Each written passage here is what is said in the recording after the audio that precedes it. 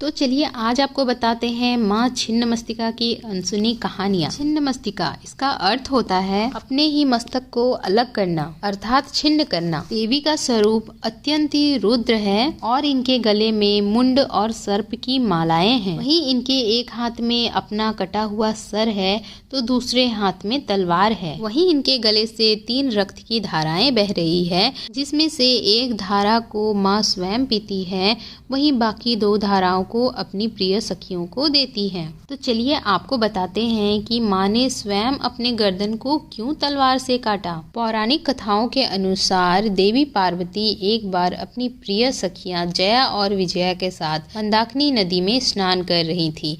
तभी उनकी प्रिय सखियों को बहुत तेज भूख लगी। माता ने उन्हें थोड़ा प्रतीक्षा करने को कहा और भोजन की तलाश में निकल पड़ी, परंतु वे भूख से इतनी व्याकुल हो गई कि उनका पूरा शरीर काला पड़ने लगा। माता ने ज्यादा समय न गवाते हुए एक तलवार से अपने ही सर को काट दिया, जिससे कि रक्त की धाराएं निकलने लगी और अपनी प्रिय सखियों की भूख मिटाई। इसके अलावा और एक कहानी बहुत ही ज्यादा प्रचलित है, जिसमें माँ अपनी सखियां डाकिनी और शाकिनी के साथ युद्ध कर रही थी। तभी उनकी सखियों को बहुत तेज भूख लगी। तभी माँ ने उन्हें थोड़ा प्रतीक्षा करने को कहा और माँ खाने की तलाश में निकल पड़ी। तभी माता ने देखा कि सामने ही स्त्री पुरुष रति में लीन है। माँ ने उन्हें खाने का निवेदन किया, परंतु उन्होंने माँ के बातों को अनसुना कर दिया, जिससे कि माता बहुत ही ज्यादा क्रोधित हो गई और उनके ऊपर पैर रखकर अपने ही गर्दन को काट दिया,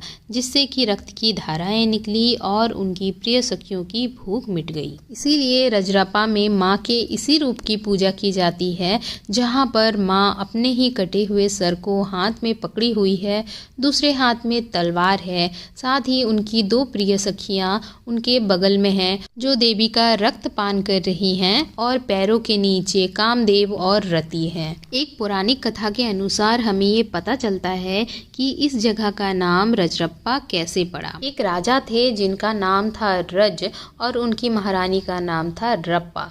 इन दोनों की कोई भी संतान नहीं थी। पंडितों ने इनसे कहा कि भेड़ा नदी और दामोदर नदी के संगम पर घोर तपस्या करे और माँ को प्रसन्न करे, जिससे कि उन्हें पुत्र रत्न की प्राप्ति होगी। और बाद में ऐसा ही हुआ। कुछ वर्षों के बाद उन्हें पुत्र रत्न की प्राप्ति हुई। बाद में चल के राजा रज और रानी रप्पा, इन दोनों के नाम को जोड़कर इस स्थान का नाम रजरप्पा रखा गया। यह मंदिर शक्ति, बलिदान और त्याग का प्रतीक है, जहाँ देवी अपनी सखियों की भूख मिटाने के लिए अपने ही सर को काट देती हैं।